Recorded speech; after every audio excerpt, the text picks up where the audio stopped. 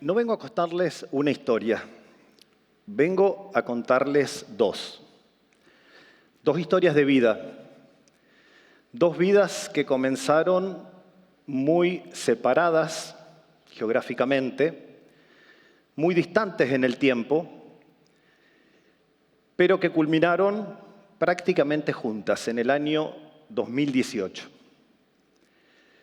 Es la historia de Elga y de Bob. Elga Mechnikov nació en Gabar, una provincia de Armenia, en el Cáucaso, allá por donde nació nuestra civilización. Y Elga nació en el año 1921, el mismo año en que nació mi abuela Irene.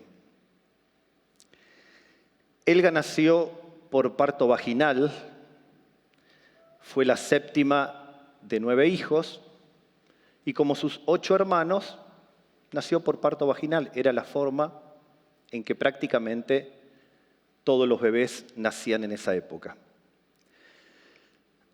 Antes de la primera hora de vida, Elga ya estaba prendida a la teta de la mamá.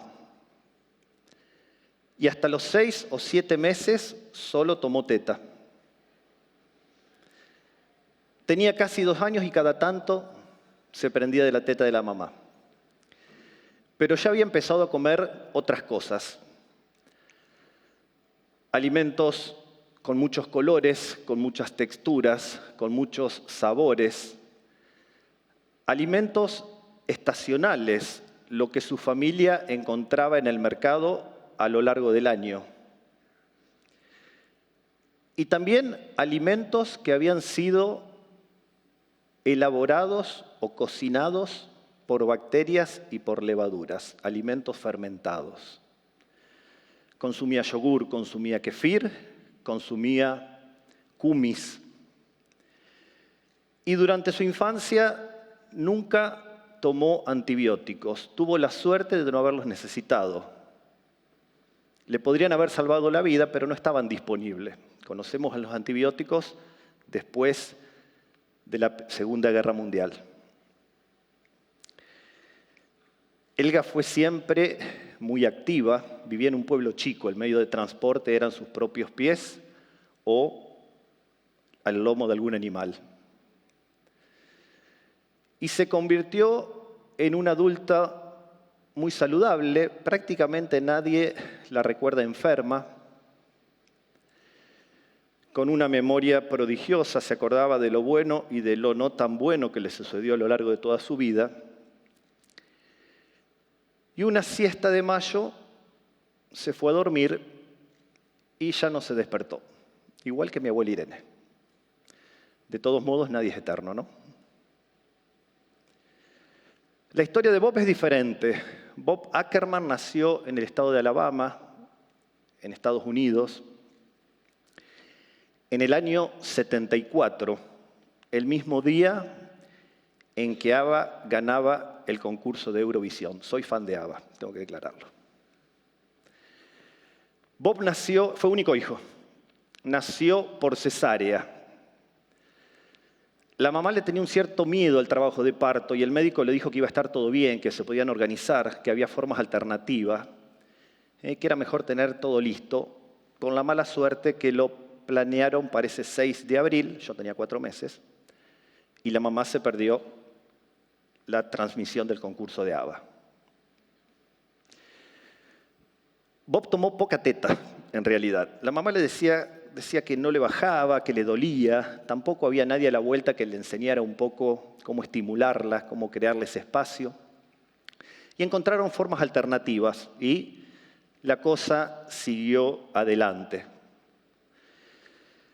Bob sí tuvo que tomar antibióticos, tenía una otitis recurrente, una inflamación en el oído, pero que con los antibióticos lograban controlársela.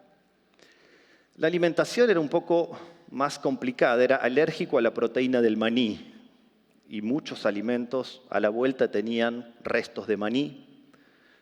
Por lo tanto, lo resolvían con un pancho, una gaseosa, unas papas fritas. Le gustaban las frutas, pero comía solo manzanas.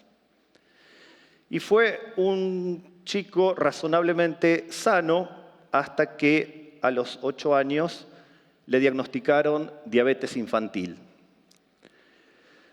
Sus picos de glucosa se dispararon, pero también afortunadamente había formas de controlarlo y pudo seguir adelante. A pesar de su alergia al maní, su otitis recurrente, su diabetes, al tiempo le apareció una dermatitis atópica, le picaba, se le enrojecía la piel, pero también encontraron formas de controlársela. Bob y su familia vivían en un piso 22, un departamento muy lindo, en un edificio muy moderno, pero que no permitían mascotas, absolutamente. A la mamá le gustaban las plantas, pero no tenía demasiado tiempo. Llenó el departamento de plantas de plástico muy lindas. Nunca nadie se dio cuenta que no eran de verdad. Y Bob iba y venía a la escuela o en transporte o lo llevaban sus papás. Tenía muchos amigos, pero juntarse en la plaza en ese momento no era demasiado seguro. La mamá prefería que se quedara jugando al Atari, toda una novedad para la época. La PlayStation de hoy. Y se convirtió en un adulto que, a pesar de todas estas cuestiones y un cuadro de ansiedad que le fue apareciendo, hasta que a los 40 años, por unas molestias digestivas, les encontraron varios pólipos en el intestino. Pero también, gracias a la tecnología, se los eliminaron. Tiempos después, un cáncer de colon fulminante se lo llevó demasiado pronto, a los 44 años. Elga y Bob, dos personas diferentes, en contextos diferentes, con derroteros de salud muy diferentes. ¿Qué pudo haber pasado? ¿Podemos encontrar en parte alguna explicación de lo que le pasó en materia de salud? Y para eso tenemos que hablar de nosotros, pero no de los que estamos hoy acá reunidos, o sí, tal vez sí, pero también de los seres que nos habitan, de los microbios que nos habitan, de los gérmenes que nos habitan. Esos que son esenciales, pero invisibles a los ojos, pero no al microscopio. Todos escucharon la palabra flora intestinal, seguramente. Flora intestinal es la punta del iceberg de todo el conjunto de microorganismos que tenemos en nuestro cuerpo, por fuera y por dentro. Estamos revestidos por fuera y tapizados por dentro. Tracto intestinal, la vagina, el árbol respiratorio, la piel, los ojos. Somos un gran ecosistema. Tenemos bacterias, tenemos levaduras, tenemos hongos, tenemos arqueas, tenemos parásitos, y es normal que los tengamos. Tenemos más bacterias en el intestino que estrellas hay en el cielo. Tenemos más bacterias en el intestino que personas hayan vivido a lo largo de la historia de la humanidad. ¿Qué hacen estos microorganismos? Son nuestros alquimistas. Transforman lo que comemos y nos transforman permanentemente. Algunas de las cosas que hacen es ayudarnos a digerir a los alimentos. Hay nutrientes que solo los podemos extraer gracias a la actividad de estas bacterias. Producen vitaminas que solo ellas saben producir. Producen los famosos neurotransmisores. Habrán escuchado hablar de la serotonina, la hormona de la felicidad, para tener ganas de vivir, de dormir, de trabajar, de estar activos. Gran parte de esa serotonina se produce en nuestro intestino. Y probablemente lo que mejor sepan hacer es entrenar a nuestro sistema inmunológico. No es casual que en nuestro intestino se dé el encuentro de dos mundos. La mayor cantidad, la mayor concentración de bacterias la tenemos en el intestino. La mayor concentración de células inmunológicas la tenemos en el intestino. No es casual este encuentro. Si a unos le va bien, al otro le va bien. Y si a todos le va bien, a nosotros nos va bien. Pero ¿cómo es que Elga y Bob o sus papás no escucharon las señales? ¿Hubo un solo factor o se fueron acumulando? No lo sabían, o tal vez sí, había algún conocimiento empírico, probablemente Elga lo haya tenido o la familia lo haya tenido, pero hoy lo sabemos. Hace más de 10 años que conocemos a estas comunidades y sabemos la importancia que tienen para nuestra salud. Y estamos a tiempo siempre de hacer algo por ellas y por nosotros, por estos alquimistas.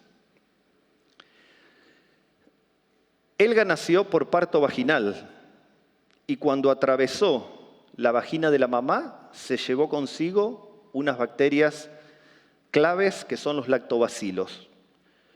El 99% de las bacterias de una vagina saludable son lactobacilos. Tampoco es casualidad. Es importante que el bebé pase por ahí y que estos lactobacilos ingresen por su boca y llegan al intestino. Son los primeros alquimistas que llegan y se ponen a trabajar. Se ponen a reducir lo que los químicos llamamos el potencial redox. Hacen que el intestino tenga menor tensión de oxígeno y lo preparan para la siguiente bacteria, que son las que llegan con la leche materna. La leche materna no es estéril, es una fuente increíble de microorganismos dinámicos, diversos. Mientras haya lactancia va a haber microorganismos, no hay alimento que la pueda sustituir. Estos microorganismos van a colonizar el intestino del bebé y van a entrenar a su sistema inmunológico clave en el primer año de vida. Y si entrenan al sistema inmunológico, hacen que la inflamación se controle. Y esto hace que se prevengan muchas de las enfermedades crónicas que afectaron a Bob y le fueron deteriorando su calidad de vida.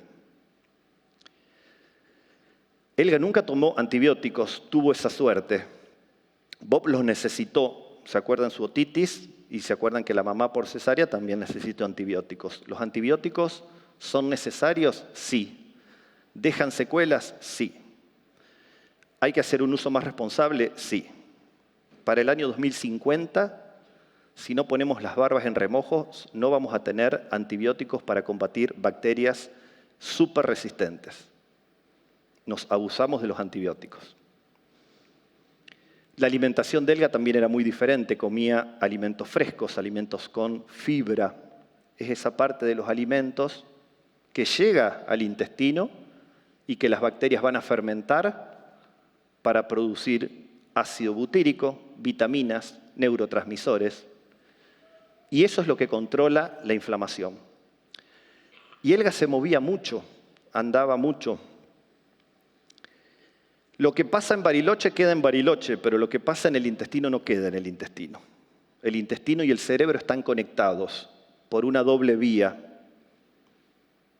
Todo lo que comemos puede generar señales que repercuten en el cerebro y nuestras emociones pueden traducirse también en esa constipación, esa diarrea, esa puntada que no sé de dónde viene o las maripositas en el estómago cuando nos enamoramos. Como dijo el profesor finlandés, un padrino científico, Seppo Salminen, es importante no cruzar el punto de no retorno. Y ese punto de no retorno es el lugar donde habremos hecho tantos desvíos de una microbiota ideal, donde es probable en que empiecen a aparecer estas enfermedades crónicas. Y yo quiero dejarles 5 pautas, 5 prácticas para que reflexionemos, para que las lleven, para que las difundan. Primero, ¿qué vas a hacer por tu próximo parto? ¿cómo va a ser? Afortunadamente, hoy estamos acá, hayamos nacido por parto vaginal o por cesárea. Pero la tasa de cesáreas está creciendo a niveles donde ya no es necesario. Según la Organización Mundial de la Salud, necesitamos menos de un 10%. Hay lugares donde es más del 60%. Entonces, si tuvieras a tu alcance la posibilidad de tener un parto vaginal o por cesárea, y sabiendo ahora la importancia de los lactobacilos, ¿cuál vas a elegir? Segundo, ¿qué vamos a hacer por la lactancia materna? Menos de la mitad de los chicos, de los niños, reciben teta de forma exclusiva hasta los 6 meses. Hay mucho por hacer, hay mucho por promoverla y hay que crear las condiciones tanto para la mamá como para el papá para que puedan promover esa lactancia, porque es la gran fuente de microorganismos para el intestino del bebé. No hay nada que lo pueda reemplazar. Tercero, ¿te vas a automedicar? ¿Vas a seguir tomando antibióticos por las dudas? ¿Antiácidos por las dudas? Sabemos que son necesarios, pero sabemos que también nos hemos abusado. Y tenemos en la alimentación probablemente el mejor plan para cuando tengamos que tomar antibióticos de forma razonable y controlada, pero sabiendo que pueden hacer un daño definitivo. Cuarto, ¿cómo va a ser tu alimentación de acá en más? ¿Vas a pensar que tenés miles de millones de bacterias en el intestino que están esperando algo cada vez que vos comés? Frutas, verduras, cereales integrales, estacional, fresco, es lo que estas bacterias necesitan. Y 5, ¿qué vas a hacer para manejar tu estrés, para moverte más? Vivimos a 1000 surfeando la ola, nos vamos a dormir con el celular apuntándonos a los ojos, donde el cerebro recibe señales que ya no es hora de recibir, dormimos poco, nos movemos poco, todos nuestros sistemas están interconectados. Lo bueno que pasa en el intestino va a pasar en todo nuestro cuerpo. Helga y Bob son personajes totalmente imaginarios, pero ustedes, yo, nosotros somos reales. Y estamos a tiempo de revisar muchas de nuestras prácticas, la forma en la que nos alimentamos, nos movemos, nos estresamos o no. Los alquimistas de la Edad Media buscaban en la piedra filosofal la forma de convertir los metales en oro, pero también buscaban el elixir de la vida eterna. Estos alquimistas, nuestras bacterias, seguramente no nos van a dar una vida eterna, pero si los conocemos, los entendemos, los atendemos, probablemente nos den una vida larga y saludable como la que tuvo Helga. Muchas gracias. Namaste.